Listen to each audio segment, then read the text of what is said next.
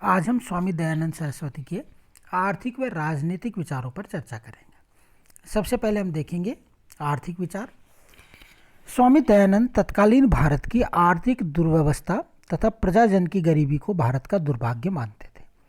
वे प्राचीन भारत के आर्थिक वैभव का उल्लेख करते हुए इसे स्वर्ण या स्वर्ग भूमि मानते थे और इसे ऐसी पारसमणि बताते थे जिसके संपर्क मात्र से दुनिया के देश समृद्ध हुए हैं।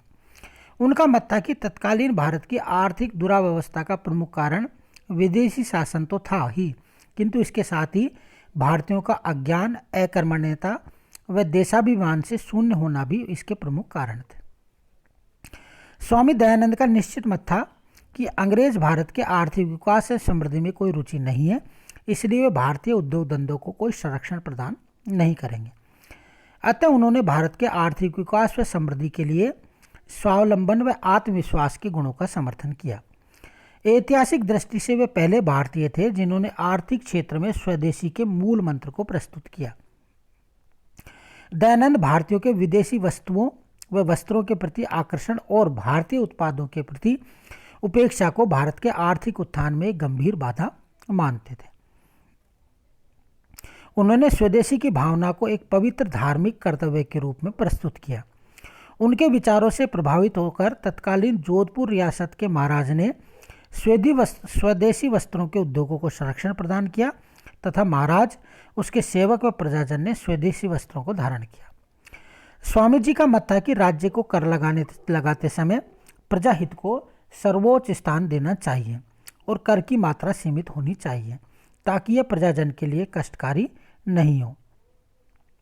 वे नमक तथा शक्कर को कर से मुक्त रखना चाहते थे ताकि वे वस्तुएं निर्धन प्रजाजन को सस्ती प्राप्त हो। वे प्रजाजन को नशेबाजी से विमुख रखने के लिए मादक द्रव्यों पर चौगुना कर लगाने के समर्थक थे।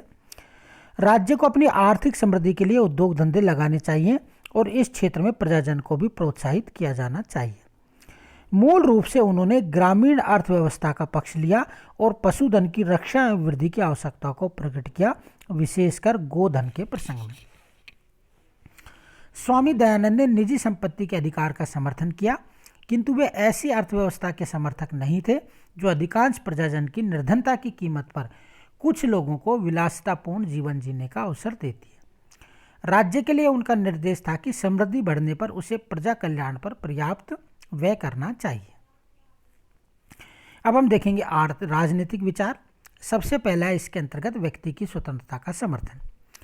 स्वामी दयानंद ने समाज के सावयव सिद्धांत तथा वर्ण व्यवस्था का समर्थन किया और उन्होंने व्यक्ति के अधिकारों के किसी स्पष्ट राजनीतिक सिद्धांत का उल्लेख नहीं किया। उन्होंने व्यक्ति के व्यक्तित्व तथा गौरव को पूर्ण सम्मान दिया। वे शारीरिक, मानसिक व आध्यात्मिक क्षेत्र में व्यक्ति के व्यक्तित्व के पूर्ण विकास के हिमायती हैं। आध्यात्मिक क्षेत्र में वे व्यक्ति को पुरोहित वर्ग की सत्ता से पूर्ण स्वतंत्र मानते हैं और सामाजिक व राजनीतिक क्षेत्र में वे व्यक्ति को उस सीमा तक पूर्ण स्वतंत्रता देने के पक्षधर हैं जिस सीमा तक यह अन्यों के लिए हानिकारक न बन जाए। दयानंद का मत है कि सब मनुष्य को सामाजिक सर्वहितकारी नियमों के पालन में परतंत्र रहना चाहिए और प्रत्येक हितकारी नियम में सब स्वतंत्र है। दूसरा है स्वतंत्रता का समर्थन। स्वामी दयानंद ने व्यक्ति की स्वतंत्रता के साथ ही उसकी समानता का भी समर्थन किया है। दयानंद ने जन्म आधारित जाति व्यवस्था का तीव्र खंडन किया है जो व्यक्तियों के बीच अन्यायपूर्ण व अमानवीय असमानताएं उत्पन्न करती है। उन्होंने गुण कर्म पर आधारित वर्ण व्यवस्था का समर्थन किया जो अन्य व्यक्तियों पर कुछ व्यक्तियों के विशेषाधिकारों की व्यवस्था नहीं है। उनका मत है कि श्रेष्ठ जीवन के लिए आवश्यक सभी प्रकार या सभी अधिकार सभी स्त्री व पुरुषों को समान रूप से प्राप्त होने चाहिए। इस विषय में लिंग, जन्म, जाति, धर्म या संपत्ति के आधार पर स्त्री व पुरुषों में कोई भेदभाव नहीं किया जाना चाहिए। उन्होंने अंतर्जातीय भोज व अंतर्जातीय विवाह का समर्थन किया। इसके अलावा दयानंद ने अपने द्वारा स्थापित आर्य समाज नामक संस्था में भी सभी सदस्यों को सभी समान स्तर का माना है। तीसरा है निरंकुश तंत्र का विरोध और मर्यादित सत्ता के सिद्धांत का समर्थन। दयानंद कहते हैं कि एक को स्वतंत्र राज्य का अधिकार न देना चाहिए, किंतु राजा जो सभापति है उसके अधीन सभा, सभा के अधीन राजा, राजा और प्रजा के अधीन और प्रजा राज्यसभा के अधीन रहे। वे प्रजा से स्वतंत्र स्वाधीन राजवर्ग रहे तो राज्य में प्रवेश करके प्रजा का नाश किया करें। इसलिए किसी एक को राज्य में स्वाधीन न करना चाहिए। जैसे सिंह अथवा मांसाहारी हष्टपुष्ट पुरुष को मारकर खा लेते हैं, वैसे स्वतंत्र राजा प्रजा का नाश करता है। निरंकुश तंत्र की समस्त प्रवृत्तियों का उन्होंने विरोध किया और वे मर्यादित सत्ता के सिद्धांत का समर्थन करते हैं। सत्ता में राजा, सभा तथा प्रजा की उचित भागीदारी होनी चाहिए और सत्ता का प्रयोग राजा, सभा तथा प्रजा की आपसी सहमति से करें। चौथा है लोकतंत्र का समर्थन। दयानंद के लोकतंत्र संबंधी विचारों पर पश्चिमी राजनीतिक दर्शन का कोई प्रभाव नहीं है।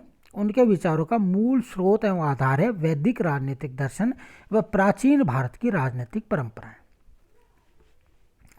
वर्तमान में प्रचलित जनतंत्र से महर्षि द्वारा प्रतिपादित तंत्र दूसरा ही है जो गुणवत्ता में श्रेष्ठ है। दयानंद ने राजपद का समर्थन किया, किंतु वंशानुगत राजपद अथवा सर्वशक्तिमान राजा की धारणा को अस्वीकार किया है। उन्होंने राजतंत्र का सहयोग गणतंत्र से किया है, जो उनकी दृष्टि से वेद व वैदिक परंपरा के अनुरूप है।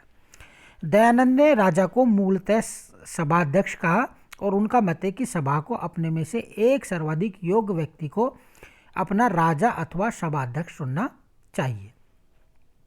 निर्वाचित राजतंत्र के साथ ही सीमित सत्ता वाले राजतंत्र का समर्थन किया है।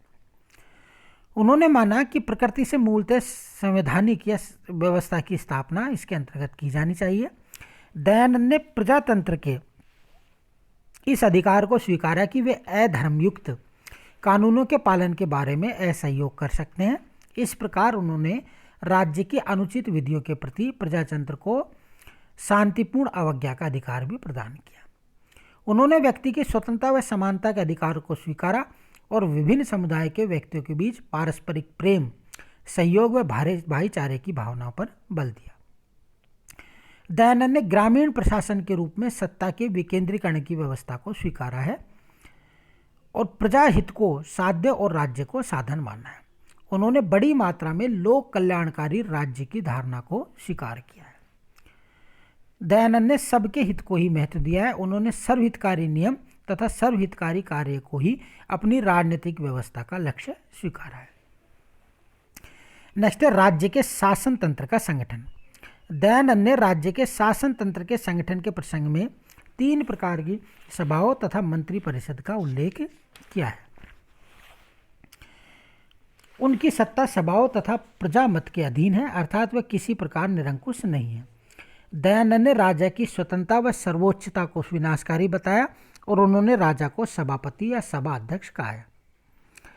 राजसभा, धर्मसभा तथा विद्यासभा, उन्होंने इन 3 सभाओं को जनता द्वारा निर्वाचित संस्थाएं बताया है, किंतु इसके साथ ही उन्होंने इन सभाओं की सदस्यता के लिए अत्यंत श्रेष्ठ प्रकार की योग्यताएं भी बताई है। दयानंद द्वारा वर्णित राज्यसभा को व्यवस्थापिका जैसा माना जा सकता है। राज्यसभा के सदस्यों को आत्मसंयमी, सत्यवादी तथा वेदों का ज्ञाता होना चाहिए। धर्मसभा के सदस्य न केवल वेदक व ज्ञानी होने चाहिए, अपितु उन्हें त्यागी, उत्तम चरित्र व पवित्र हृदय का भी होना चाहिए। और धर्मसभा का मुख्य उद्देश्य प्रजाजन का आध्यात्मिक मार्गदर्शन करना तथा उनके नैतिक चरित्र में उत्थान करना। विद्यासभा, जिसके सदस्य ऐसे विशिष्ट विद्वानों को बनाया जा सकता है जो विभिन्न विद्याओं में पारंगत हों और उत्तम चरित्र वाले हों। विद्यासभा का प्रमुख कार्य राज्य में शिक्षा का प्रचार प्रसार करना और इस दृष्टि से वे विभिन्न शिक्षण संस्थाओं का नियमन व नियंत्रण करेगी। दयानंद ने राज्य की एक प्रमुख संस्था के रूप में मंत्री परिषद को भी पर्याप्त महत्व दिया है। यह राज्य की कार्यपालिका है। नेक्स्ट है प्रशासन का विकेंद्रीकरण तथा ग्राम प्रशासन। स्वामी दयानंद ने राज्य के प्रशासन की आधारभूत इकाई ग्राम को स्वीकारा है।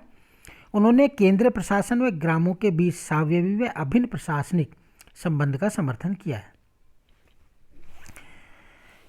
प्रत्येक ग्राम का एक प्रधान या मुखिया नामक अधिकारी होगा। ऐसे 10 ग्रामों के ऊपर दूसरा अधिकारी और 20 ग्रामों के ऊपर तीसरा अधिकारी होगा और ऐसे 1 लाख ग्रामों के ऊपर 7वां अधिकारी होगा। दयानंद के अनुसार ग्रामीण प्रशासन की समस्त इकाई एक श्रृंखला के रूप में बंधी हुई होंगी और इस प्रशासन की निम्न इकाई का अधिकारी अपने से उच्च इकाई के अधिकारी के समस्त प्रशासनिक सूचनाएं प्रतिवेदन के रूप में भेजेगा और आवश्यक गुप्त सूचनाएं भी प्रेषित करेगा। ग्रामीण प्रशासन का सर्वोच्च अधिकारी राज्यसभा का सदस्य होगा। वह राज्यसभा तथा राजा को संपूर्ण ग्रामीण प्रशासन की वस्तु स्थिति की जानकारी देगा। कुशल व निष्ठावान प्रशासन व्यवस्था की स्थापना का समर्थन। वह राज्य की रक्षा व प्रजा पालन की दृष्टि से संपूर्ण शासन व्यवस्था का संचालन करे। इस उद्देश्य की पूर्ति के लिए आवश्यक है कि प्रशासन के प्रत्येक स्तर पर योग्य व सक्षम अधिकारियों व भृत्यों की नियुक्ति की जाए और उनके अधिकार क्षेत्र, कार्य व दायित्वों को भली प्रकार निर्धारित किया जाए। नेक्स्ट है कर व्यवस्था संबंधी विचार। स्वामी दयानंद ने कर व्यवस्था के बारे में मूलतः मनुस्मृति का अनुकरण किया।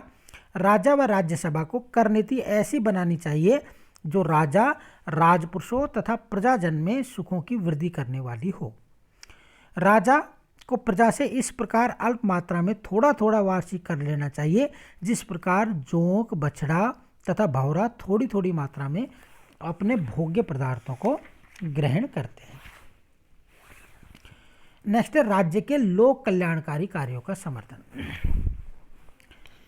स्वामी दयानंद ने राज्य को एक साधन और लोक कल्याण अर्थात प्रजाहित को साध्य माना है। उन्होंने यजुर्वेद के आधार पर राज्य को एक सावयव माना, किंतु इस सावयव के रूप में राज्य को स्वयं में साध्य नहीं स्वीकारा है। उनका मत है कि इस राज्य रूपी सावयव के प्रत्येक अंग का समुचित विकास होना चाहिए, जिससे उन्होंने राजवर्ग के साथ ही प्रजा वर्ग को भी सम्मिलित किया है। उनका मत है कि कोई राजा चाहे जितना शक्तिशाली, धनवान व वैभवपूर्ण हो, उसके इन गुणों का लाभ महत्व तभी होता है जब उसकी प्रजा का चहुमुखी विकास हो। वस्तुतः इस स्थिति में ही राज्य व राज्य की अत्यंत उन्नति होती है। नेक्स्ट है प्रभु सत्ता एवं विधि संबंधी विचार। दयानंद ने वंशानुगत राजतंत्र के स्थान पर निर्वाचित राजतंत्र का समर्थन किया और राजा को निर्वाचित सभापति माना है और उन्होंने उसकी सत्ता पर निम्नलिखित नियंत्रण बताए। पहला है वेद की आज्ञा, दूसरी है विद्यासभा, राज्यसभा तथा धर्मसभा नामक 3 संस्थाएं और तीसरा है इसमें प्रजामत। राजा की सत्ता पर नियंत्रण की दृष्टि से सर्वोच्च स्थान वेद ईश्वरीय विधि में निहित है। राज की सत्ता उसी सीमा तक विधिक, औचित्य व अनुकरणीय है जिस सीमा तक के धर्म के अनुरूप हो। नेक्स्ट है न्याय व दंड संबंधी विचार। उन्होंने अपने न्याय संबंधी विवरण में मुख्यतः मनुस्मृति को आधार बनाया है। राज्य को न्यायिक शक्ति का प्रयोग धर्मसभा की मदद से करना चाहिए। उसके अनुसार न्यायिक प्रक्रिया के द्वारा अधर्म से धर्म को अलग किया जा सकता है। सरल शब्दों में धर्मसभा न्यायिक प्रक्रिया का प्रयोग करती है जो निष्पक्ष हो और धर्म विधि के अनुरूप हो। दंड में भी उन्होंने मनुस्मृति का अनुकरण करते हुए कहा है कि दंड को वास्तविक राजा माना है। मनु का अनुकरण करते हुए दयानंद ने दंड को न्याय का प्रचारक तथा सबका शासक बनाया है, अर्थात इन्हें अपने धर्म का पालन करने को बाध्य करता है। अतः विद्वान पुरुष दंड को धर्म या विधि का शासन भी कहते हैं। नेक्स्ट है इसके अंतर्गत अंतर्राष्ट्रीय संबंधों पर विचार। स्वामी दयानंद ने अंतर्राष्ट्रीय संबंधों का आधार भी वेद, प्राचीन वैदिक इतिहास तथा मनुस्मृति आदि को स्वीकारा है। उन्होंने स्वराज्य राष्ट्रवाद के साथ चक्रवर्ती राज्य की कल्पना का सहयोग किया है।